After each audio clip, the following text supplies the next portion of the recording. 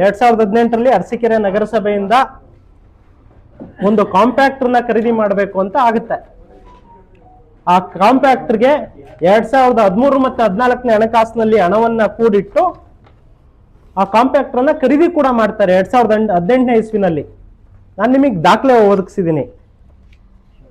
ಆ ಕಾಂಪ್ಯಾಕ್ಟರ್ನ ಒಟ್ಟು ಮೊತ್ತ 33,95,000 ರೂಪಾಯಿ. 2018ರಲ್ಲಿ ಕಾಂಪ್ಯಾಕ್ಟರ್ ಅನ್ನ ಖರೀದಿ ಮಾಡಬೇಕಾದ್ರೆ ಅಧ್ಯಕ್ಷ ಯಾರಿದ್ರು ಅಂದ್ರೆ ಸಮೀವುಲ್ಲಾ. ಅವತ್ತು ಯಾರು ಆಯುಕ್ತರಿದ್ರು ಅಂದ್ರೆ ಪರಮೇಶ್ವರಪ್ಪನವರು. ಜೊತೆಗೆ ಬಹಳ ಪ್ರಮುಖವಾಗಿ ಪೌರಾಡಳಿತ ನಿರ್ದೇಶನಾಲಯ ಎಲ್ಲ ಒಪ್ಪಿಗೆ ಕೊಟ್ಟು ಆ ಕಾಂಪ್ಯಾಕ್ಟರ್ನ ತರ್ತಾರೆ. ಇದುವರೆಗೂ ಆ ಕಾಂಪ್ಯಾಕ್ಟರ್ ಎಲ್ಲಿದೆ, ಎಲ್ಲಿ ಕೆಲಸ ಮಾಡ್ತಾ ಇದೆ ಅಂತ ಯಾರಿಗೂ ಗೊತ್ತಿಲ್ಲ. ಅರಸೀಕೆರೆನಲ್ಲಿ ಒಂದ್ ಕಡೆ ನಿಲ್ಸಿದ್ದಾರೆ. ಈ ವಿಷಯ ನನಗೆ 2 ವರ್ಷಗಳ ಹಿಂದೆ ತಿಳಿತು. ಕಮಿಷನರ್ ಜೊತೆ ಮಾತಾಡಿ ಯಾಕೆ ಸರ್ ಈ ರೀತಿ ಆಗಿದೆ ಅಂದಾಗ ಅವ್ರೇನು ಹೇಳಿಲ್ಲ ನನಗೆ. ಸ್ಟಾರ್ಟಿಂಗ್ ಅಲ್ಲಿ ದಾರಿ RTI ರೈಟ್ ಟು ಇನ್ಫಾರ್ಮೇಶನ್ ಅಲ್ಲಿ ಅದ್ರ ಬಗ್ಗೆ ಕೇಳಿದ್ವಿ, ಮಾಹಿತಿ ಕೊಟ್ರು. ಈ ಮಾಹಿತಿಯನ್ನೆಲ್ಲ ನಿಮ್ಗೆ ಒದಗಿಸಿದ್ದೀನಿ.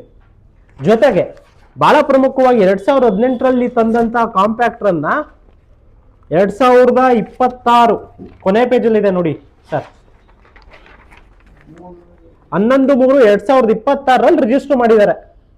ಈ ರಿಜಿಸ್ಟರ್ ಮಾಡ್ಸಕ್ ಯಾರು ಕಾರಣ ಅಂದ್ರೆ ನಮ್ಮ ಹೋರಾಟ, ಭಾರತೀಯ ಜನತಾ ಪಾರ್ಟಿ ಜೊತೆಗೆ ನನ್ನ ಏನು ನಿರಂತರ ಹೋರಾಟ, RTO ಆಫೀಸರ್ ಜೊತೆ ಕಮಿಷನರ್ ಜೊತೆ ನಿರಂತರವಾಗಿ ಹೋರಾಟ ಮಾಡಿದ್ರು ಫಲವಾಗಿ ರಿಜಿಸ್ಟ್ರೇಷನ್ ಆಗೇ ಇಲ್ಲ. 18 ವರ್ಷ ಬೇಕಾಯ್ತು.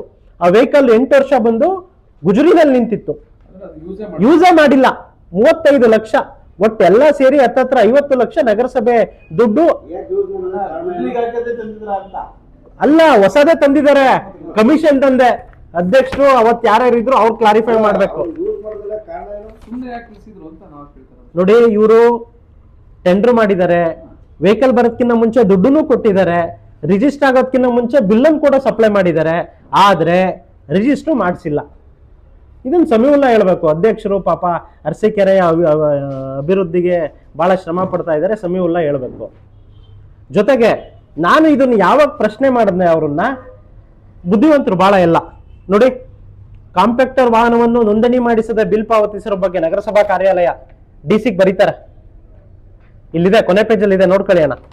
ಬರ್ದ್ಬಿಟ್ಟು ಕಾಂಪ್ಯಾಕ್ಟರ್ ವಾಹನವನ್ನು ನೋಂದಣಿ ಮಾಡಿಸದ ಬಿಲ್ ಪಾವತಿಸಿರುವ ಕುರಿತು ಅದ್ರ ಕೊಟ್ಟಿದೆ ಅಣ್ಣ, ಫುಲ್ ಕೊಟ್ಟಿದ್ದೀನಿ. ಇಲ್ಲೇ ಕೊನೆ ತುದಿನಲ್ಲಿದೆ ನೋಡಿ, ಕೊನೆ ಪೇಜಲ್ಲಿ ಇದೆ.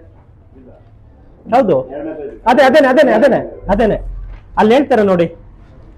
ಕಾಂಪ್ಯಾಕ್ಟರ್ ವಾಹನವನ್ನು ನೋಂದಣಿ ಮಾಡಿಸದ ಬಿಲ್ ಪಾವತಿಸಿರುವ ಕುರಿತು ಡಾಕ್ಯುಮೆಂಟ್ ಕೆಳಗಡೆ ನೋಡಿ, ಮಾಡಲು ವಾಹನವನ್ನು ನೋಂದಣಿ ಮಾಡಲು ಸಾಧ್ಯವಿಲ್ಲ ಎಂದು ಮೌಖಿಕವಾಗಿ ತಿಳಿಸಿರುತ್ತಾರೆ. ಆದ್ದರಿಂದ ಕೆಳಗೆ ನೆಕ್ಸ್ಟ್ ಪೇಜಿಗೆ ಬನ್ನಿ. ಮೇಲ್ಕಂಡ ವಾಹನದ ಕಡತವನ್ನು ನಿರ್ವಹಣೆ ಮಾಡಿರುವ ಈ ಕೆಳಕಂಡ ಸಿಬ್ಬಂದಿಗಳ ವಿರುದ್ಧ ಹಾಗೂ ವಾಹನವನ್ನು ಬಳಸಲು ಇಂಧನ ಸರಬರಾಜು ಮಾಡಲು ಇಂಡೆಂಟ್ ನೀಡಿರುವ ಸಿಬ್ಬಂದಿಗಳ ವಿರುದ್ಧ ಕಾನೂನು ರೀತಿಯ ಕ್ರಮ ಕೈಗೊಳ್ಳಲು ಕೋರಿದೆ. ಗಾಡಿ ತಂದು ರಿಜಿಸ್ಟರ್ ಮಾಡಿಸ್ತಿಲ್ಲ, ಅದಕ್ಕೆ ಪೆಟ್ರೋಲ್ಗೂ ಇಂಡೆಂಟ್ ಹಾಕಿದ್ರು. ಯಾರು? ಸನ್ಮಾನ್ಯ CR ಪರಮೇಶ್ವರಪ್ಪನವ್ರನ್ನ. ಅವರು ಆಲ್ರೆಡಿ ನಿವೃತ್ತಿ ಆಗೋಗಿದ್ರು, ಪೆಟ್ರೋಲ್ ಹಾಕ್ಸಿದ್ದಾರೆ, ಯೂಸ್ ಮಾಡಿಲ್ಲ ಗಾಡಿ. ಇಡೀ ಅರಸೀಕೆರೆಯಲ್ಲಿ ಯಾರನ್ನೇ ಕೇಳಿ, ಯಾರನ್ನ ಅಲ್ಲ ತಂದಂತ ಮಹಾಶಯರನ್ನ ಬಿಟ್ಟು ಇನ್ಯಾರನ್ನ ಕೇಳಿದ್ರು ಇದ್ರ ಬಗ್ಗೆ ಮಾಹಿತಿ ಇಲ್ಲ. CR Parameshwarappa, BS Yogish, M Ramesh ಘಾಟ್ಗೆ, GP Anand, ಮೂರ್ತಿ D, Ramesh HC, Revan Siddappa, AK ಜ್ಯೋತಿ, ಇವರುಗಳನ್ನ ಅಮಾನತ್ ಮಾಡಿ, ಇವ್ರುಗಳನ್ನ ವಜಾ ಮಾಡಿ, ಇವ್ರುಗಳನ್ನ ಕಾನೂನು ರೀತಿಯ ಕ್ರಮ ಕೈಗೊಳ್ಳಿ ಅಂತ ನಗರಸಭೆಯ ಆಯುಕ್ತರು ನಾನು ಹೋರಾಟ ಶುರು ಮಾಡ್ಕೊಂಡ್ಮೇಲೆ ಬರೆದ್ರು ಕಮಿಷನರ್ಗೆ. ನಾನು ಕೇಳಿದೆ, ಸರ್ ಅನ್ಅಫಿಷಿಯಲಿ ಕೇಳಿದೆ, ಯಾಕ್ರಿ ಪಾಪ ಇವ್ರು 8 ಜನ ಮನೆಗೆ ಹೋಗ್ತಾರಲ್ಲ ಏನು ಅಂದ್ರೆ, ಅಲ್ಲಿ ಅಧಿಕಾರಿಗಳು ಮತ್ತೆ ಇವ್ರು 8 ಜನರ ಪೈಕಿ ಕೆಲವೊಂದು ಹೇಳಿದ್ದು, ಸರ್ ತಂದವರು ಅವತ್ತು ಯಾರು ಅಧ್ಯಕ್ಷರಿದ್ರು ಅವರು, ನಮ್ಮಿಂದ ಅವ್ರಿಗೆ ಏನಾಗ್ಬೇಕು ಸರ್, ನಾವೇನು ಅವ್ರ ಸಮಾಜದವರ, ನೆಂಟ, ಚಿಕ್ಕಪ್ಪನ ಮಕ್ಳ, ಮಾವನ ಮಕ್ಳ, ಮನೆ ಹಾಳಾದ್ರೆ ನಮ್ಮ ಮನೆ ಹಾಳಾಗುತ್ತೆ, ಹಂಗಾಗಿ ರಿಜಿಸ್ಟರ್ ಮಾಡಿಸಿಲ್ಲ ಅಂತ. ನೀವು ಕಮಿಷನರ್ ಅವ್ರನ್ನ ಕೇಳ್ಕೊಳ್ಳಿ.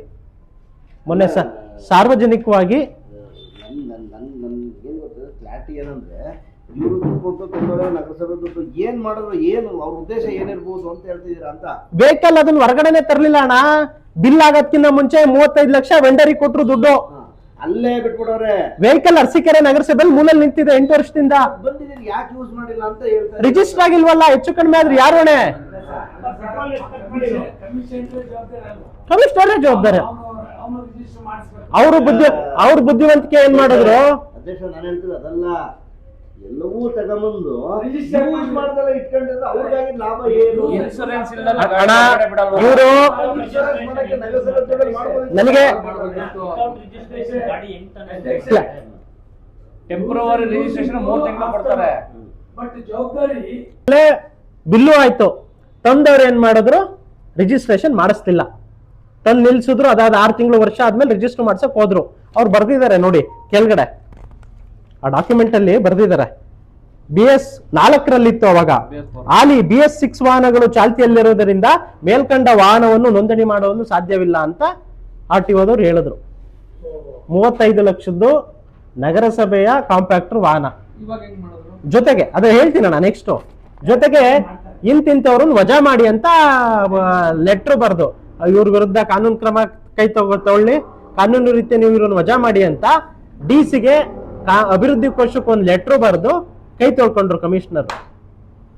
ನಾನು ಈ ಪ್ರಕರಣವನ್ನ ಲೋಕಾಯುಕ್ತದಲ್ಲಿ ದಾಖಲಿಸ್ ಮಾಡ್ಬೇಕು ಅಂತ ಹೋದಾಗ ಅದರಲ್ಲಿ ಬಹುತೇಕ ಅಧಿಕಾರಿಗಳು ಬಂದನ್ನ, ಸರ್ ನೀವು ಇದು ಮಾಡಿದ್ರೆ ನಮ್ದು ಬಹುತೇಕ ತಪ್ಪಾಗಿದೆ, ಕೆಲಸ ಕಳ್ಕೊತೀವಿ ಸರ್, ಲೈಫ್ ಟೈಮ್ ಕೆಲಸ ಕಳ್ಕೊತೀವಿ ಅಂತಂದ್ರು. ಅವರ ಮಾನವೀಯತೆ ದೃಷ್ಟಿಯಿಂದ ಪಾಪ ಈಗ ಯಾರ ಮೇಲೋ ಮಾಡಿದ್ರೆ ಕೊನೆಗೆ ಅವರು ಇದಾಗುತ್ತೆ ಅಂದ್ಬಿಟ್ಟು ಮಾನವೀಯತೆಯ ದೃಷ್ಟಿಯಿಂದ ಅಣ್ಣ 2 ವರ್ಷಗಳ ಕಾಲ ನಿರಂತರವಾಗಿ ಹೋರಾಟ ಮಾಡಿದ್ರ ಫಲವಾಗಿ 11 ಮಾರ್ಚ್ 2026ಕ್ಕೆ ಸುಮಾರು ಕಮಿಷನರ್ ಜೊತೆ RTO ಜೊತೆ ನಿರಂತರವಾಗಿ ಸಂಪರ್ಕ ಇಟ್ಕೊಂಡು ಕಳೆದ ತಿಂಗಳು ಈ ವೆಹಿಕಲ್ ರಿಜಿಸ್ಟರ್ ಆಯ್ತು. ನಾವೇ ಪರ್ಮಿಷನ್ ತಗೊಂಡು RTOದವ್ರ ಜೊತೆ ಮಾಡಿ ಕಮಿಷನರ್ ಬಹಳ ಶ್ರಮ ಪಟ್ಟು, ಇಲ್ಲ ಅಂದಿದ್ರೆ 8 ಜನ ಅಧಿಕಾರಿಗಳು ಅಮಾನತ್ತಾಗಿರೋರು. ತಪ್ಪು ಅಂದಿನ ಕಮಿಷನರ್ದು, ಈಗಿರೋ ಕಮಿಷನರ್ ಅವ್ರದೇ, ಸರ್ಕಾರದ್ದು, ನಗರಸಭೆದು. ಹೋಗ್ತೀನಿ ಸರ್, ನಾವು ಪರ್ಮಿಷನ್ ಕೊಡ್ಬೇಕಾದ್ರೆ ಅಧಿಕಾರಿ ನಗರಸಭೆ ಕಮಿಷನರ್ ಇದ್ರು, ಅಧ್ಯಕ್ಷ ಏನು ಕೂತಿರ್ತಾನೆ ಸರ್? ಊರಿಂದೆಲ್ಲ ಇದ್ ಮಾಡಕ್ಕಾಗುತ್ತೆ? ಎಷ್ಟು ಜನ ಬಂದೋದ್ರು? ಕಮಿಷನರ್ ವರ್ಷಕ್ಕೊಬ್ಬೊಬ್ಬ ಚೇಂಜ್ ಆಗಿದ್ದಾನೆ. ಇಲ್ಲಿ ನಿರಂತರವಾಗಿ ಗೆದ್ಕೊಂಡ್ ಬಂದಿರೋರು ಯಾರು? ಇಡೀ ಅರಸೀಕೆರೆ ನಾವು ಅಭಿವೃದ್ಧಿ ಮಾಡ್ತೀವಿ ಅಂತ ಹೇಳ್ತಾರಲ್ಲ. ತರ್ಬೇಕಾದ್ರೆ ಇದ್ದಿದ್ದಂತ ಉತ್ಸಾಹ ಆ ವೆಹಿಕಲ್ ರಿಜಿಸ್ಟರ್ ಮಾಡಿಸ್ದೆ 8 ವರ್ಷ ನಿಲ್ಸೋದಕ್ಕೆ ಏನಿತ್ತು ಅಂತದ್ದು ಕೇಳಿದ್ರೆ, ಅರಸೀಕೆರೆ ನಮ್ದು, ನಾನು 30 ವರ್ಷ ಸರ್ವಿಸ್ ಮಾಡಿದೀನಿ, ನಾನು ಇದ್ ಮಾಡ್ತೀವಿ ಅಂತಿರಲ್ಲ. ಇದರಿಂದ ಯಾರು ಸರ್ 8 ಜನ ಇದ್ರಲ್ಲಿ ಇದೆ ಹಿಂದೆ? 8 ಜನ ಅಧಿಕಾರಿಗಳ ಅಮಾನತಿಗೆ ಯಾರು ಕಾರಣ ಆಗ್ತಾ ಇದ್ರು? ಯಾವನಾದ್ರೂ ಬಂದು ಕೇಳೋಣ? ನಗರಸಭೆ ಸದಸ್ಯ ಅಧ್ಯಕ್ಷ ಇವ್ರ ಬೆಂಬಲಕ್ಕೆ ನಿಲ್ಲೋಣ? ಯಾರಿಲ್ಲ. ಅವ್ರು ವೈಯಕ್ತಿಕವಾಗಿ ಮಾನವೀಯತೆಯ ದೃಷ್ಟಿಯಿಂದ ನಮ್ ನಿರಂತರ ಹೋರಾಟದ ಪ್ರತಿಫಲವಾಗಿ ಇವತ್ತು ಆ ವೆಹಿಕಲ್ ನಿಂತಿದೆ. ನೆನೆ ಹೇಳಿದ್ದಾರೆ. ಜೊತೆಗೆ ಅಥವಾ ಒಂದೇ 2017ರಲ್ಲಿ ಒಂದಿತ್ತು, ಅಲ್ಲ ಇವನ್ ತರ್ಬೇಕಾದ್ರೆ ಒಂದಿತ್ತು, ಅದಾದ್ಮೇಲೆ 18ರ ನಂತರ ಒಂದ್ ಚುನಾವಣೆ ಬಂತಲ್ಲ, 7 ಜನ ಕಮಿಷನರ್ಗಳು ಬಂದಿದ್ರು. ಇಲ್ಲ ಈಗ ಅದನ್ನ ಕೊಡಲ್ಲ ಅವರು, ಯೂಸೇ ಮಾಡಿಲ್ಲ ಅಂದ್ಮೇಲೆ ಡೀಸೆಲ್ ಅಲ್ಲಿ ಇಂಡೆಂಟ್ ಹಾಕಿದ್ದಾರೆ, ಇಂಡೆಂಟ್ ಹಾಕಿರೋದನ್ನ ವಾಪಸ್ ಎತ್ಕೊಂಡಿದ್ದಾರೆ. ಇಂಡೆಂಟ್ ಹಾಕಿರೋದನ್ನ ವಾಪಸ್ ಎತ್ಕೊಂಡಿದ್ದಾರೆ. ಸೊ ಈ ರೀತಿ ನಮ್ ನಿರಂತರ ಹೋರಾಟದಿಂದಾಗಿ ಆ ವೆಹಿಕಲ್ 8 ವರ್ಷಗಳ ತರುವಾಯ ಈಗ ಅವರ ಸುಸ್ಥಿತಿನಲ್ಲಿದೆ. ಯೂಸೇ ಮಾಡಿಲ್ವಲ್ಲ, ಸುಸ್ಥಿತಿಲಿ ಇದೇ ಇರುತ್ತೆ. ಎಲ್ಲ ಇದೆ. ಈಗ ನಿಮ್ದು ಒಂದು ನೈತಿಕ ಹೊಣೆ. ನೀವು ಆ ವೆಹಿಕಲ್ ತೆಗೆದು ಫೋಟೋ ಹಾಕಿದ್ರೆ ಅರಸೀಕೆರೆ ಜನಕ್ಕೆ ಒಂದು ಪುಣ್ಯದ ಕೆಲಸ ಮಾಡ್ದಂಗೆ. ಎಲ್ಲಾ ದಾಖಲಾತಿಗಳನ್ನ ನಿಮಗೆ ಕೊಟ್ಟಿದ್ದೀನಿ ಅಣ್ಣ. ನನ್ನ ಹತ್ರ ಫೋಟೋ ಇಲ್ಲ, ನಂದೇನು ಮೊನ್ನೆ ತನಕ ರಿಜಿಸ್ಟರ್ ಮಾಡಿಸ್ಬೋದಿತ್ತು.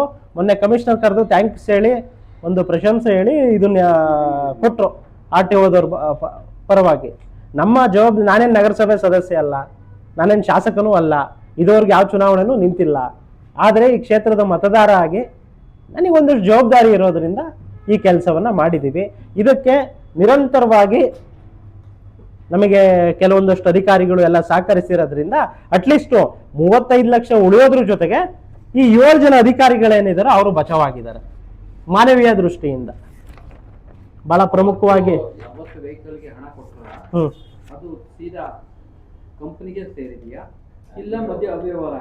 ಅವ್ಯವಹಾರದ ಸಂಖ್ಯೆಗಳಿದೆ. ಯಾಕೆಂದ್ರೆ ಇವರು ಸರಿಯಾಗಿ ಟೆಂಡರ್ ಮಾಡಿಲ್ಲ. ಒಂದು, ಎರಡನೇದು, ಟೆಂಡರ್ ಮಾಡಿ ವೆಹಿಕಲ್ ಬರೋದಕ್ಕಿಂತ ಮುಂಚೆ ಎಂಟೈರ್ ಅಮೌಂಟ್ ಕೊಟ್ಬಿಟ್ಟಿದ್ದಾರೆ. 33,95,000 ಅದ್ರಲ್ಲಿ ಬರ್ದಿದ್ದಾರೆ ನೋಡಿ, ಕೊನೆಯ ಪೇಜಲ್ಲಿ ನಿಮಗೆ ಮಾಹಿತಿ ಕೊಟ್ಟಿದ್ದೀನಿ. ಲಾಸ್ಟ್ ಮೀಟಿಂಗ್ ಅಲ್ಲಿ ಆಗಿದೆ ಸರ್. 2018ಕ್ಕೆ ಚುನಾವಣೆ ಬಂತು. 2017 ಲಾಸ್ಟ್ ಮೀಟಿಂಗ್ ಅಲ್ಲಿ ಯಾರು ಅಧ್ಯಕ್ಷ ಇಲ್ಲಿ ನೋಡಿ ಜನ ಕೆಳಗಡೆ ಇದೆ, ಈ ಕಚೇರಿಗೆ ವಾಹನವನ್ನು ಸರಬರಾಜು ಮಾಡಿರುತ್ತಾರೆ. ನಗರಸಭಾ ಕಾರ್ಯಾಲಯ ಅರಸೀಕೆರೆ ಅಲ್ಲಿ ಇದೆ ನೋಡಿ, ಸಾಧನಾ ಎನ್ವಿರೋ ಇಂಜಿನಿಯರಿಂಗ್ ಸರ್ವಿಸಸ್. ಅವರು ಹೇಳಿದ್ದಾರೆ, ನಾವು ಟೆಂಪ್ರರಿ ರಿಜಿಸ್ಟ್ರೇಷನ್ ಮಾಡಿಸ್ಕೊಟ್ಟಿದೀವಿ, ಸಂಪೂರ್ಣವಾಗಿ ರಿಜಿಸ್ಟರ್ ಮಾಡಿಸ್ಕೊಳ್ಳೋದು ನಿಮ್ ಜವಾಬ್ದಾರಿ ಅಂತಾನು ಬರೆದಿದ್ದಾರೆ. ನಗರಸಭೆಯವರು ನಗರಸಭೆಯವರು ಅದನ್ನ ಮಾಡ್ತಿದ್ದಾರೆ.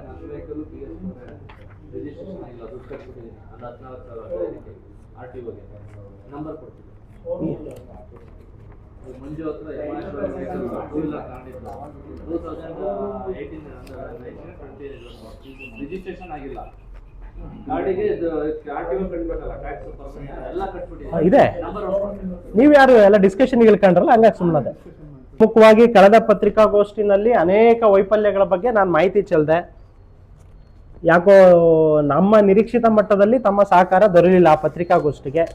ಅದು ಹೆಚ್ಚಿನದಾಗಿ ಎಲ್ಲೂ ಪ್ರಕಟ ಆಗಲಿಲ್ಲ. ನಾನು ಎಲ್ಲ ಪತ್ರಿಕೆಗಳನ್ನ ಒಂದಷ್ಟು ನೋಡಿದೆ, ಒಂದು 2-3ರಲ್ಲಿ ಬಿಟ್ರೆ ಹಲವು ವೈಫಲ್ಯಗಳ ಬಗ್ಗೆ ಮಾತಾಡಿದ್ರು ಕೂಡ ಅದು ಎಲ್ಲೂ ಆಗಲಿಲ್ಲ. ಜೊತೆಗೆ ಏನು ನಾನು ಅಭಿವೃದ್ಧಿ ಮಾಡಿದೆ, ಸಾಧನೆ ಮಾಡಿದೆ ಅಂತ ಹೇಳ್ತಾರೋ, ಬ್ಯಾರಿಕೇಡ್ ವಿಚಾರದಲ್ಲಿ ನೀವು ಹಾಕಿದ್ರಿ ಅಣ್ಣ, ಒಂದು ಅಳವಡಿಸೋ ವಿಚಾರದಲ್ಲಿ ಏನೇನಾಗಿದೆ ಅನ್ನೋದನ್ನ ಇನ್ನೊಂದು ವಾರದಲ್ಲಿ ಪತ್ರಿಕಾಗೋಷ್ಠಿ ಕರೆದು, ಅದರಲ್ಲೂ ಇಂಥದ್ದೇ ಅಕ್ರಮ ಆಗಿದೆ. ಕಮಿಷನರ್ ಹಾಕೋ ಜಾಗಕ್ಕೆ ಟೆಂಡ್ರು ತಗೊಂಡು ಒಂದು ಸೈನ್ ಹಾಕಿದ್ದಾನೆ ಅವನು. ಅಲ್ಲ, ವೈಯಕ್ತಿಕವಾಗಿ ಅವನೇನೋ ಆ ಟೈನಲ್ಲಿ ಹಾಕೊಂಡು ಅದ್ ಮಾಡ್ತಾನೆ ಇದ್ ಮಾಡ್ತಾನೆ ಅಂತ ಅಧ್ಯಕ್ಷ ಹೇಳಿದ್ದಾರೆ.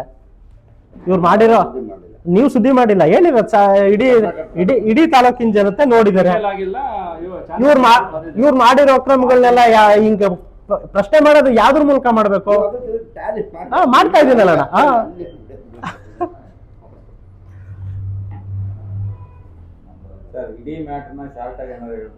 ಹೇಳ್ತೀನಿ.